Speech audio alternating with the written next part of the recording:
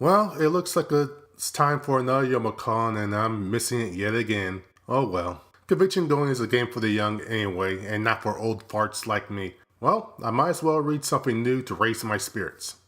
3 days, 11 volumes, 22 episodes later. God damn it!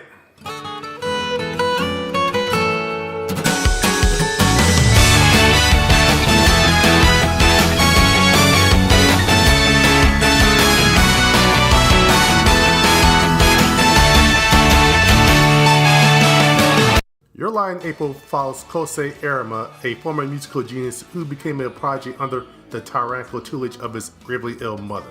After her death, he quits playing the piano competitively. From that point on, he's in a funk. Then he meets KAORI MIYAZONO, whose blunt, free-spirited, and unorthodox presence finally breaks him out of his colorless state of mind. Oh yeah, it also begins with a little lie. Okay, I think it's pretty obvious that KAORI is the next one on the list. That doesn't mean that there aren't any other good female characters in the series, it's just that KAORI stands out from the crowd, sometimes literally. The odd thing is, she didn't become one of my favorite characters until the very end of the series. At that point, everything about the character and her place in the series finally came together for me. Originally, I thought she was just going to be the classic manic pixie dream girl stereotype. Thankfully, she ends up better than that. Okay, in order to talk about KAORI any further, I'm going to spoil the series. So right now, whether you want to or not, go read all 11 volumes and watch all 22 episodes.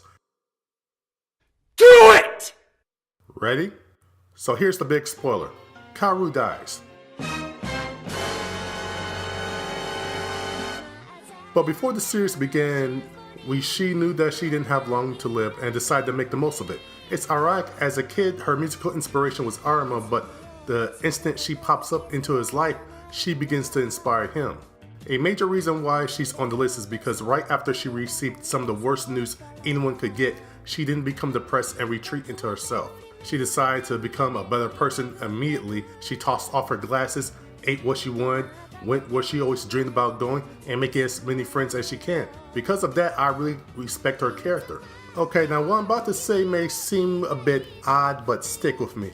I see some strong similarities between KAORI and Hinata and Harvey Picard. All three characters start off as weak in some way, be it physical, emotional, or in Harvey's case, both. In Hinata's and KAORI's case, they had someone inspire them to become better people and wind up not only falling in love with those people, but inspiring those people as well to move forward and become stronger. The only difference is Hinata had the guts to confess her feelings to Naruto while she was still alive.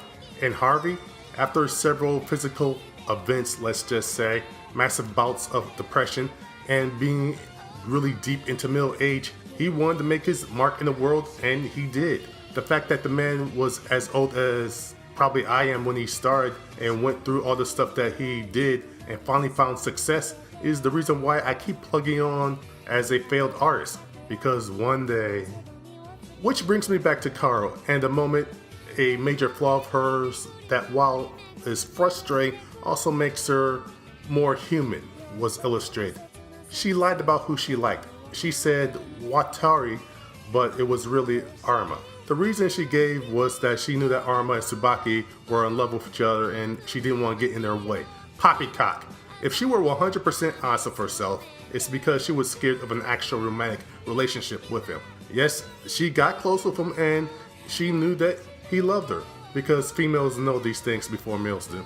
And she could have pursued a relationship initially but didn't. I think it's probably a fear and the fact that she also holds onto the romantic ideal of a relationship with Arima rather than a romantic reality relationship with him.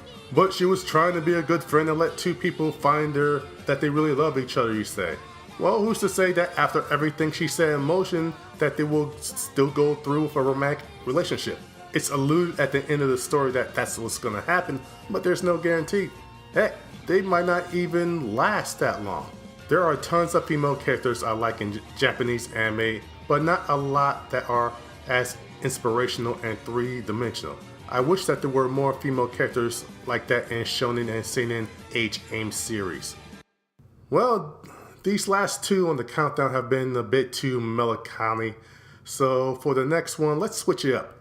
Let's see what to pick next. Interesting. Okay, I got it. Okay, next on the countdown is